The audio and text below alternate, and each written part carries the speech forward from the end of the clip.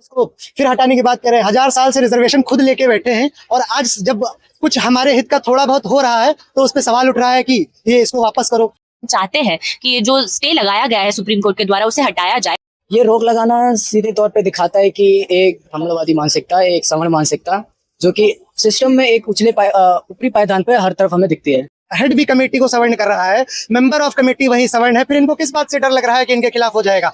IITs, IIMs में हम एक ट्रेंड देख रहे हैं जिसमें जो कास्ट डिस्क्रिमिनेशन है और कास्ट बेस्ड वायलेंस जो है वो बढ़ते जा रहा है। 95 ऐसे केसेस भी थे जो रिपोर्ट में है, जो दलित छात्र, बहुजन छात्र सुसाइड करने पे मजबूर होते हैं और वो इसी मानसिकता की वजह से ही वो कहीं ना कहीं सुसाइड करते हैं। दलित हित में कोई कानून आ रहा है या दलित हित के लिए कोई चीज कोई एक्ट आ रहा है तो उसको इस तरह से रिपेल करने की बात की जा रही है कि उसको हटाओ, पीछे करो।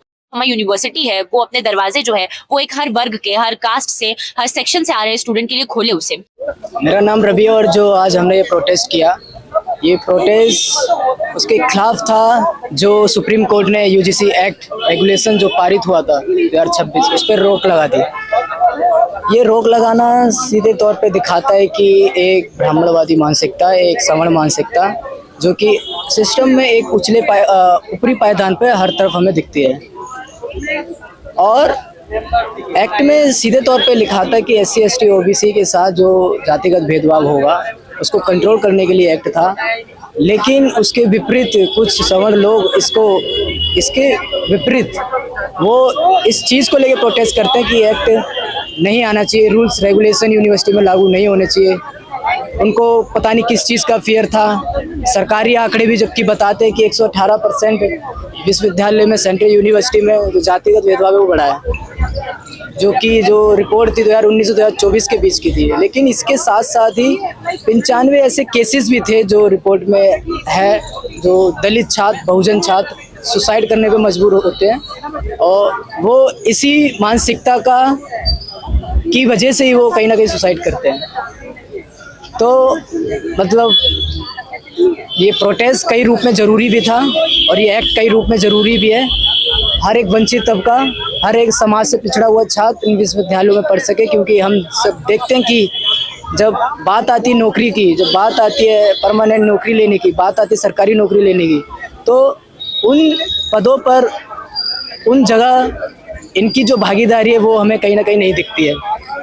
तो ये ज़रूरी हो जाता है कि जो बड़े बड़े पद हैं, जो बड़े बड़े पोस्ट हैं, उस पर अभी भी एक सवर्ण तबका कहीं ना कहीं कब्जा करा हुआ है, उनमें वंचित तबकों की भी भागीदारी सुनिश्चित हो, उसी को कहीं ना कहीं UGC एक्ट रिप्रेजेंट करता था।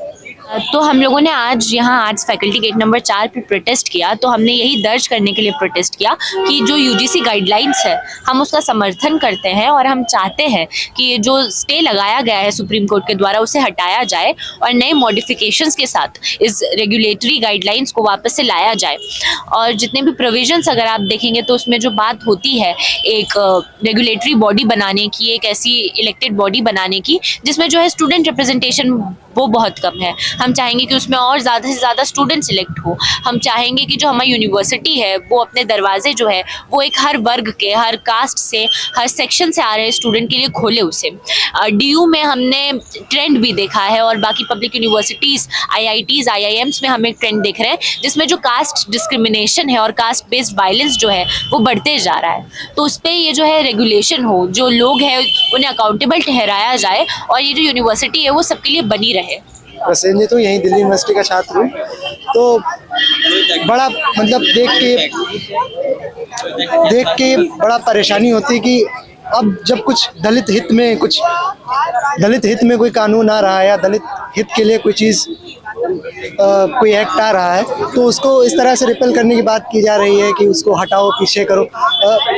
पॉजिटिव डिस्क्रिमिनेशन या पॉजिटिव अफर्मेशन कहीं ना कहीं जो वर्ग जो है हिस्सा दबा हुआ है समाज का, उसको ऊपर उठाने के लिए उसको कुछ ना कुछ एक्स्ट्रा देना पड़ेगा। इक्वालिटी से चीज़ें एक स्लैब, जब अगर किसी की टांग टूटे उसको रेस में दौड़ाने के लिए कुछ उसको एक्स्ट्रा देना पड़ेगा ना। तो जब ये देने की बात की जा रही है तो उसको फिर हटाने की बात कर रहे हैं। 1000 साल से रिजर्वेशन खुद लेके बैठे हैं और आज जब कुछ हमारे हित का थोड़ा बहुत हो रहा है तो उस पर सवाल उठ रहा है कि ये इसको वापस करो। इक्वल अपॉर्चुनिटी सेल हर यूनिवर्सिटी में है, यहाँ भी है इक्वल अपॉर्चुनिटी सेल। उस सेल के होने के बावजूद विमेन वाला सेल लाया गया ना, क्योंकि भरोसा है कि ये उतना नहीं कर सकते। इक्वल अपॉर्चुनिटी सेल पे भरोसा है कि वो वुमेन्स को उस हद तक न्याय नहीं दे सकता जितना। वैसे स्पेसिफिकली अगर कास्ट वाले या जो है जातिगत भेदभाव जो होता है उसके लिए स्पेशल सेल बनाने में क्या दिक्कत है। और चलिए बन रहा है, जो सवाल जो उठाया जा रहा है कि इसका मिसयूज हो सकता है। मिसयूज कमेटी का जो हेड करेगा, कमेटी का हेड इंस्टीट्यूशन का जो हेड होगा वो करेगा। इंस्टीट्यूशन का हेड कौन है? सवर्ण जाति से आता है। उस कमेटी में 3 प्रोफेसर होंगे। प्रोफेसर आप अभी डाटा ले लीजिए, प्रोफेसर मोस्टली किस वर्ण से आते हैं? सारे सवर्ण हैं। जब हैं सब सवर्ण, हेड भी कमेटी को सवर्ण कर रहा है, मेंबर ऑफ कमेटी वही सवर्ण है, फिर इनको किस बात से डर लग रहा है कि इनके खिलाफ हो जाएगा? और कमेटी ऐसा तो है नहीं कि सीधा ये जो है खत्म, मतलब सीधा जो है फैसला ही सुनाए दे रहे हैं। इन्वेस्टिगेशन होगा ना, इन्वेस्टिगेशन इसीलिए तो इन्वेस्टिगेशन हो रहा है कि चेक करेंगे क्या गलत है, चेक्स एंड बैलेंसेस इसीलिए तो है, इसीलिए तो कमेटी का इन्वेस्टिगेशन हो रहा है। तो वो व्हाट्स द पॉइंट ऑफ कि क्यों उसको जो है मतलब ऐसा उस पर एलिगेशन लगा रहे हैं कि इसका मिसयूज हो सकता है।